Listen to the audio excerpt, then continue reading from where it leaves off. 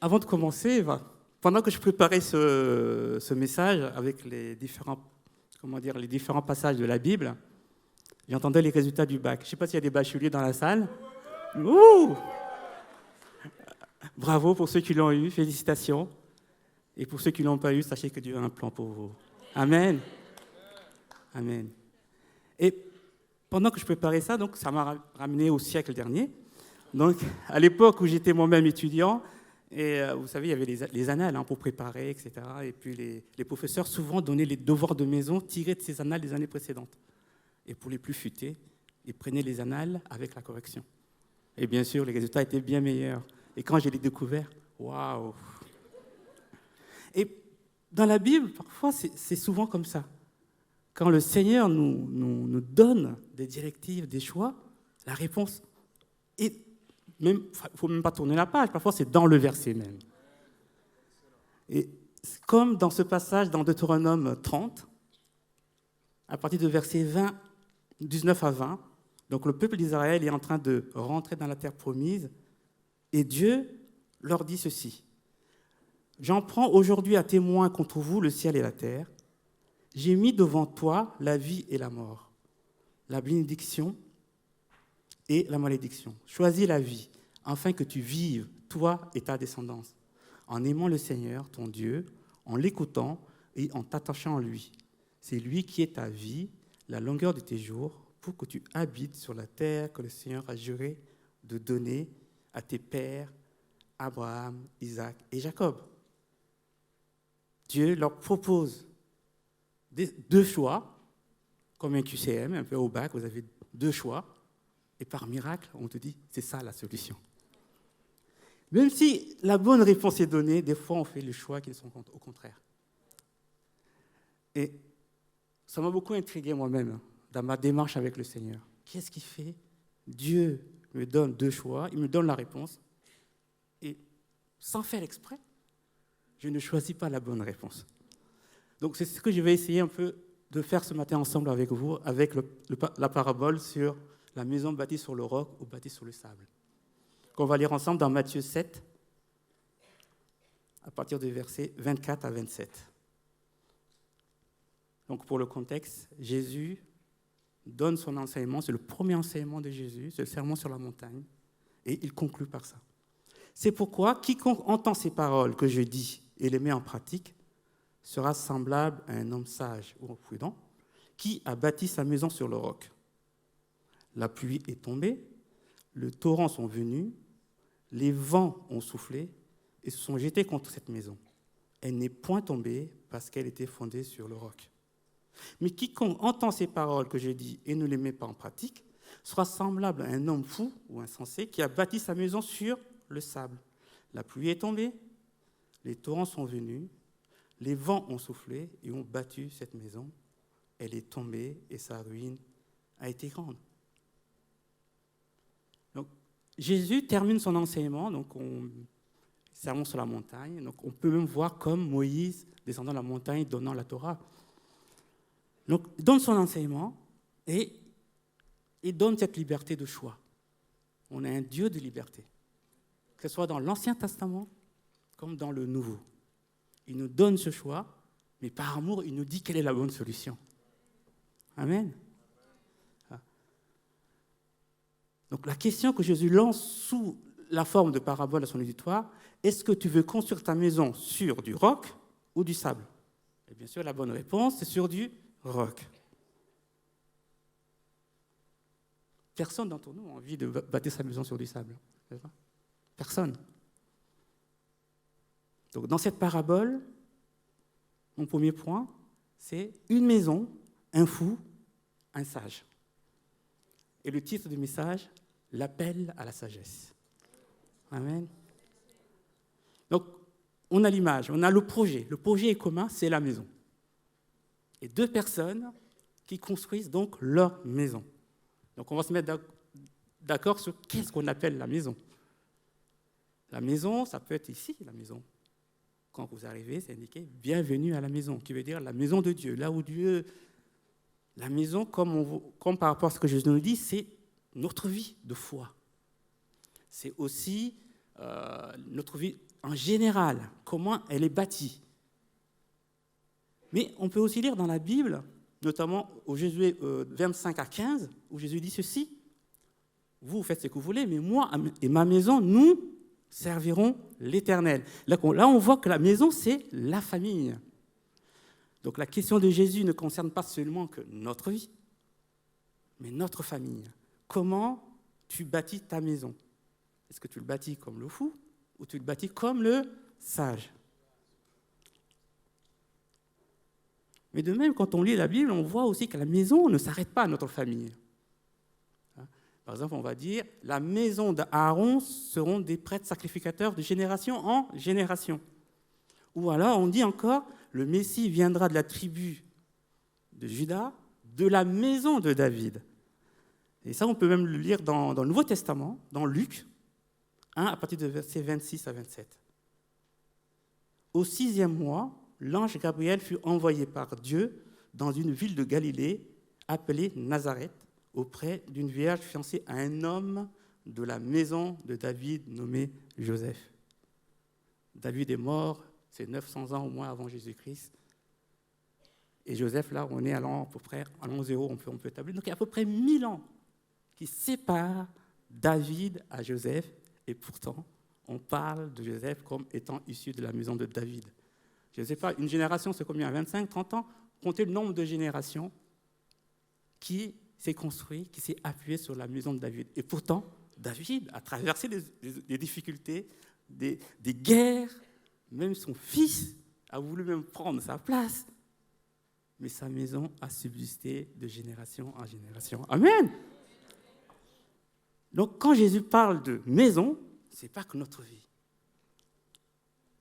Alors, dans cette parabole, le sage, comme le fou, ont eu à subir des intempéries. Jésus n'a pas dit, si tu bâtis ta vie comme le sage, il n'y aura pas de tempête. Ce n'est pas ça. Donc déjà, comme message théologique, c'est-à-dire que quand toi et moi, on s'approprie la parole de Dieu, ce n'est pas pour nous dire qu'il n'y aura pas de problème, mais c'est pour nous dire comment on va traverser ces problèmes. Amen. Donc, après la maison, parce qu'on est d'accord sur le projet, on a deux personnages, le fou ou l'insensé. Ici, pour le fou, on va commencer par le fou, il ne s'agit pas d'une maladie mentale, rassurez-vous, il n'y a pas de fou. D'accord? Il ne s'agit pas d'une maladie mentale. La notion de sagesse et de la folie ou de fou est bien définie dans l'Ancien Testament. C'est pour ça que Matthieu, comme il s'adresse à un public ayant bien connaissance de l'Ancien Testament, il ne le détaille pas. D'accord? Mais pour l'esprit de l'auditoire, c'est assez clair peut-être pour eux. Mais pour nous, on va essayer de lire. Dans le psaume 23, on nous dit qu'est-ce qu'un fou. Le fou dit dans son cœur, il n'y a pas de Dieu. Ça, c'est la définition du fou. C'est celui qui dit dans son cœur, il n'y a pas de Dieu. Alors, d'autres traductions vont dire, le fou pense. Mais il rajoute dans son cœur, si on lit les notes, parce que c'est écrit le fou dans son cœur. Mais ils comprennent que dans la pensée biblique, le cœur, ce n'est pas que le lieu de sentiment. Et quand toi et moi on lit, on va associer ça au lieu de sentiment.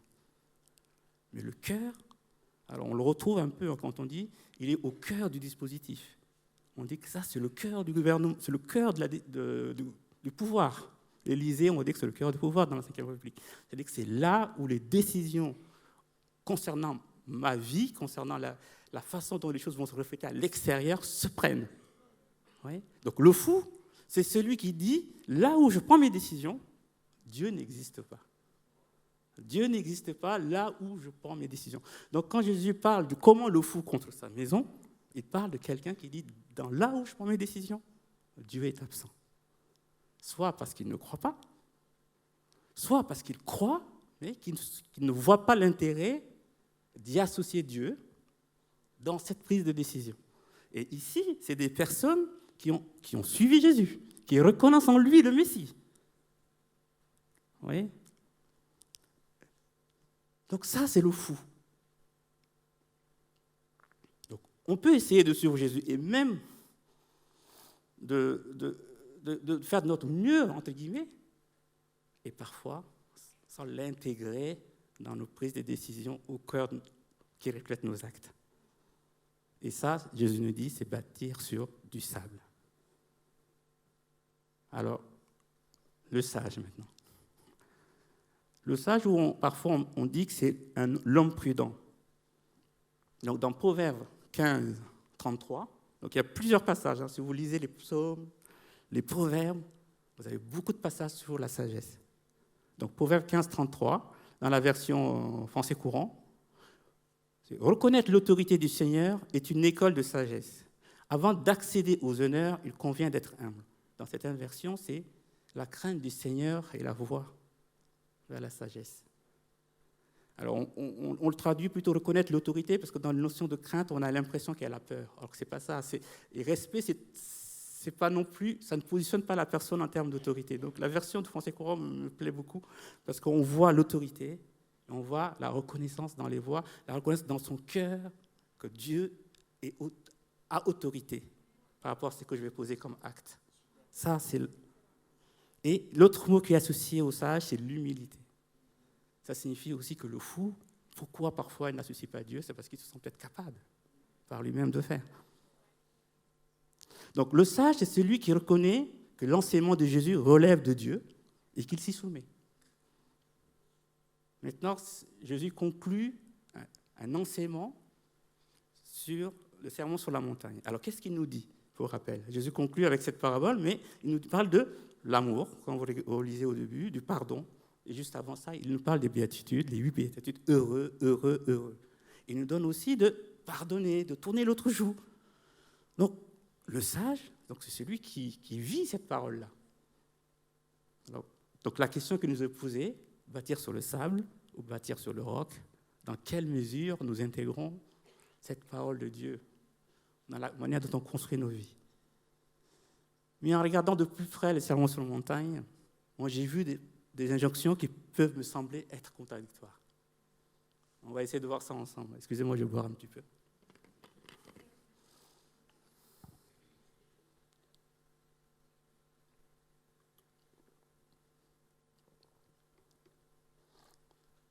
Parce que dans les béatitudes, Jésus commence par « Heureux ceux qui ont faim et soif de la justice, car ils seront rassasiés. » Donc Jésus nous appelle à aspirer à la justice.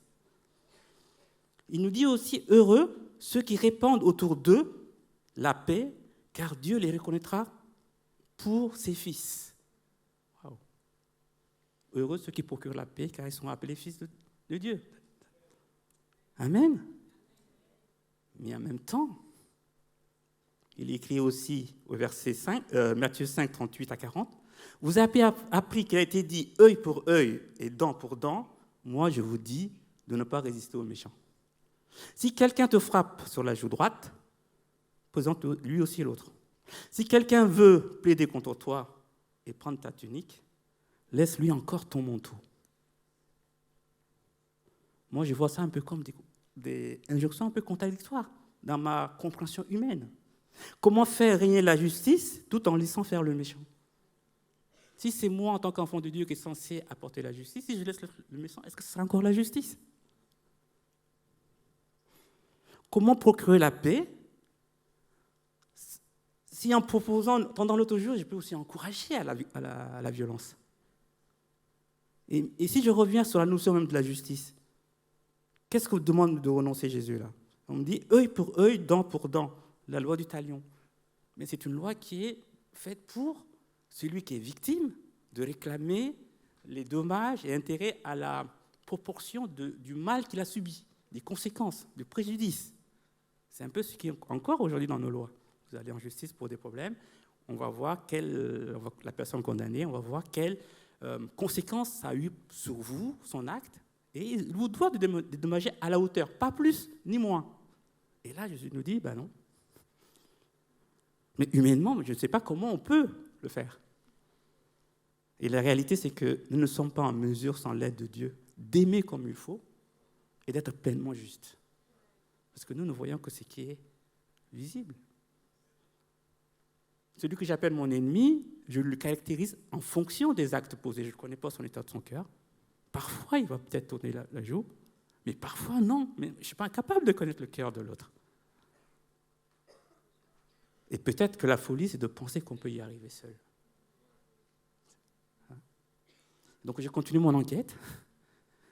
Et grâce à Dieu, par mes lectures, j'ai trouvé dans Luc 18 à 19, ce qu'on peut appeler peut-être l'erreur de celui qui écoute et qui pense avoir agi comme il faut. Donc, c'est le parabole connu sur le parabole du pharisien et du percepteur d'impôts, qui sont dans Luc 18, de 9 à 14. Jésus dit la parabole suivant à l'intention de ceux qui se croyaient justes aux yeux de Dieu et méprisaient les autres. 2 hommes montèrent au temple pour prier. L'un était pharisien, l'autre collecteur d'impôts. Le pharisien, debout, priait ainsi en lui-même. « Ô Dieu, je te remercie de ce que je ne suis pas comme le reste des hommes qui sont voleurs, mauvais et adultères. Je te remercie de ce que je ne suis pas comme ce collecteur d'impôts. Je jeûne 2 jours par semaine et je te donne le 10e de tous mes revenus. » Le collecteur d'impôts, lui, se tenait à distance et n'osait pas même lever les yeux vers le ciel. Mais il se frappait la poitrine et disait « Ô Dieu, aie pitié de moi. Je suis un pécheur. » Je vous le dis, ajouta Jésus. Cet homme était en règle avec Dieu quand il retourna chez lui ou dans sa maison. Mais le pharisien retourna sur lui, mais pas le pharisien. En effet, quiconque s'élève sera abaissé, mais celui qui s'abaisse sera élevé. Waouh! D'un côté, celui qui a une liste d'actes à accomplir. Moi, à un moment donné, je pensais même faire un message sur mon ami le pharisien. Parce que parfois, je peux me reconnaître en lui. Mon ami le pharisien. Il dit qu'il remercie Dieu déjà, de dire qu'il ne fait rien de mal. Il est bon, il est fidèle. Peut-être on peut voir un défaut là, le fait qu'il juge peut-être l'autre. Et là, peut-être ça peut nous aiguiller. C'est-à-dire qu'il pense que c'est lui qui fait déjà. Il juge l'autre. Oui, je ne suis pas comme lui. Mais je pensais au moins qu'il aurait eu, je ne sais pas moi, 10 sur 20. Non, 0 pointé.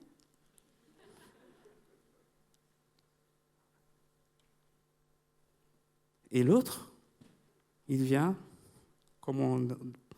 avec une feuille blanche. Il n'a rien fait de bon. Il n'a rien fait de bon. Il ose à peine lever les yeux. Il ne se sent pas digne même de... Il voit qui est Dieu, l'autorité. Encore le sage, celui qui reconnaît l'autorité de Dieu. Qui est l'autorité de Dieu? Donc ici, Jésus dit, celui qui en règle, c'est un pécheur avéré, collecteur d'impôts comme Zachée, ceux qui sont accusés de collaborer parfois avec l'ennemi. Et voyez ici que ce que Jésus demande, ce n'est donc pas d'appliquer de règles, mais de se reconnaître. Ça, et ce n'est pas une question d'âge, ni une question de connaissance ou de quoi que ce soit, mais c'est de se reconnaître parfaitement imparfait. J'ose le faire.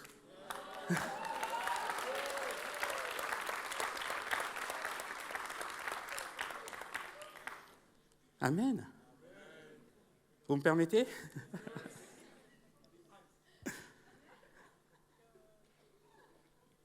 Et maintenant, je continue mon enquête, puisque on a lu dans Matthieu, qui conclut le parabole de maison bâtie sur le roc ou bâtie sur le sable, où on a l'impression que le roc et le sable sont des lieux. L'un a bâti sur le sable, il s'est retrouvé à la plage, je ne sais pas. Et il a joué au sable en creusant, en faisant les châteaux, et puis il a fini par dire « ça va être ma maison ». Et l'autre est à la montagne, abattu sur le roc. Mais Luc, qui s'adresse à un public qui n'est pas né qui ne sont pas des judéo-chrétiens, donc qui n'ont pas forcément tout l'acquis de l'Ancien Testament, explicite les choses. Et il nous éclaire. Donc c'est Luc 6, 46 à 49. Pourquoi m'appelez-vous Seigneur, Seigneur, et ne faites-vous pas ce que je dis? Je vous montrerai à qui est semblable tout homme qui vient à moi, entend mes paroles et les met en pratique. Il est semblable à un homme qui, bâtissant une maison, a creusé profondément et a posé le fondement sur le roc. Une inondation est venue et le torrent s'est jeté contre cette maison sans pouvoir l'ébranler parce qu'elle était bien bâtie. Mais celui qui entend et ne met pas en pratique est semblable à un homme qui a bâti une maison sur la terre sans fondement. Le torrent s'est jeté contre elle, aussitôt elle est tombée et la ruine de cette maison a été grande. Donc, on retrouve les mêmes schémas que le parabole dans Matthieu, à part que là, c'est explicité. Le fou, c'est celui aussi qui appelle Jésus Seigneur, Seigneur. Le sage, il appelle aussi Jésus Seigneur, Seigneur, mais il creuse. Avec Luc, celui qui bâtit sur le roc est qualifié par ce qu'il fait. Il creuse pour trouver le roc. Donc si on est fou, on a là le moyen de devenir sage. Il ne reste plus qu'à prendre notre pelle et de creuser. D'où le titre, la pelle du sage. Alors, l'importance de creuser. Parce que là, on a un peu le temps, donc je vais développer. L'importance de creuser. Creuser, on voit déjà que notre construction n'est pas composée que d'une partie superficielle, on peut dire, qui est visible. C'est qui est le cas du fou. Il n'y a que la partie visible. Le sage creuse, donc la maison va mettre du temps à sortir. Et peut-être que c'est pour raison pour laquelle, parfois, on est fou. Pressé par le temps, on est dans une période où je mets tout au micro-ondes, 2 minutes, c'est fait. Même si on sait que la qualité n'est pas la même, on le fait parce qu'on est pressé. Creuser prend du temps. Mais creuser nous permet de développer notre relation avec notre Dieu. C'est en creusant que notre foi va se développer. Et c'est peut-être la raison pour laquelle le colporteur a eu 20 sur 20.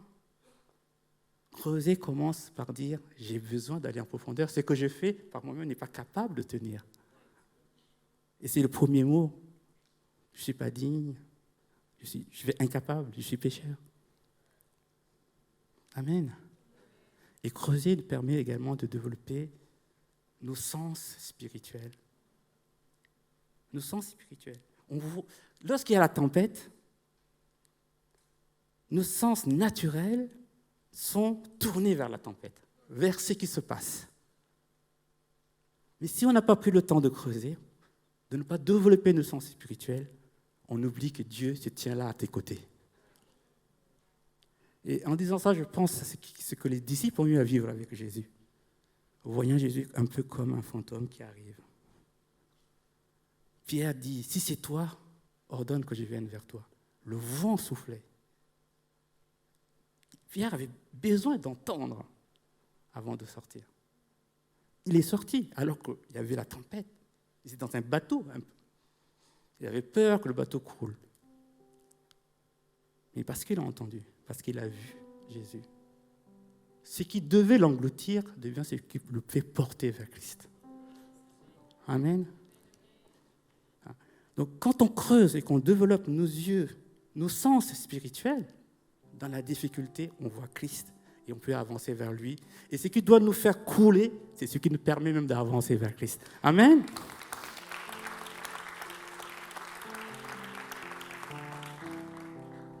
Donc le sage, il appuie le poids de sa maison sur un sol inébranlable, solide. Il creuse sa relation intime avec le Seigneur.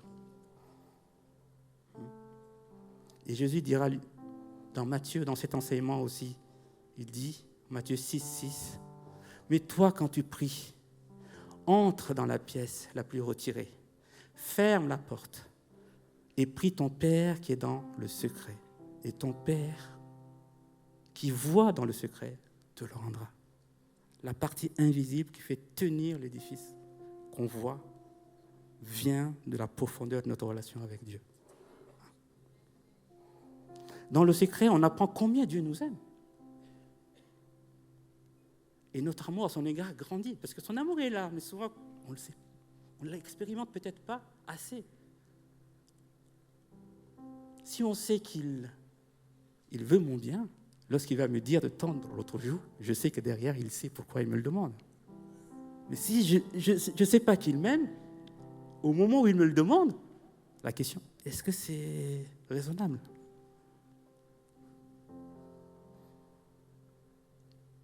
Donc, la relation développe notre amour envers Dieu. Et Jésus répondant à un des disciples, dans Jean 14, 23, il dit ceci. Jésus lui répondit, « Si quelqu'un m'aime, il gardera ma parole, et mon Père l'aimera. Nous viendrons à lui, et nous ferons notre demeure chez lui. » Et nous ferons notre demeure chez lui. Si Christ est dans ta maison, qui peut l'ébranler? Si Christ est assis dans ta maison, qui peut l'ébranler? Donc le sage, c'est celui qui reconnaît ce qui est écrit dans Psaume 127. C'est le cantique des degrés de Salomon. Si l'Éternel le bâtit, la maison, ceux qui la bâtissent travaillent en vain. Amen. Et c'est ce que fait le sage. C'est ça, creuser. Creuser, c'est enlever ce qui n'est pas... C'est aussi enlever le superflu. Jésus dit, si ton œil est une occasion de chute pour toi, il vaut mieux pour toi l'enlever. Et ça se fait que dans le lieu secret, que Dieu va identifier, qui va te dire, ça, il faut l'enlever. Ça, il faut l'enlever. Mais ça va prendre du temps. Ça va prendre du temps. Et Dieu n'attend pas de nous qu'on soit parfait pour œuvrer avec nous, pour avancer avec nous. Amen. Et ce n'est pas un hasard que son enseignement commence par « Heureux les pauvres en esprit, car ils seront rassasiés. » Parce que tout le reste découle de ça. Tout le reste découle de ça. Il n'y a pas de réponse unique à appliquer systématiquement. On a besoin de l'Esprit de Dieu pour chaque cas, afin d'être juste et rempli d'amour. Donc, via ce sermon de la montagne et via cette parabole que Jésus nous donne, ce n'est pas une liste de lois à appliquer, mais de nous rapprocher de lui, pour qu'en nous, il accomplisse sa parole. Parce qu'il le dit dans cet enseignement, qu'il est venu pour accomplir toute la parole. Amen. Je vais finir. Que par le moyen de la foi, nous développions une relation personnelle avec Dieu. Pour que sa volonté règne dans nos cœurs.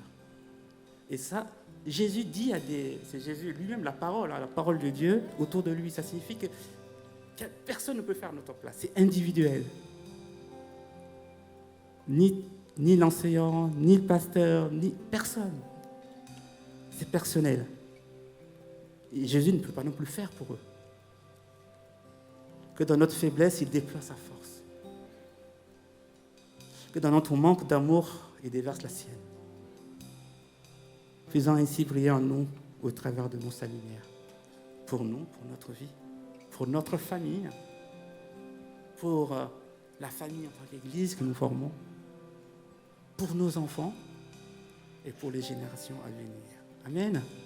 Soyez bénis l'Église.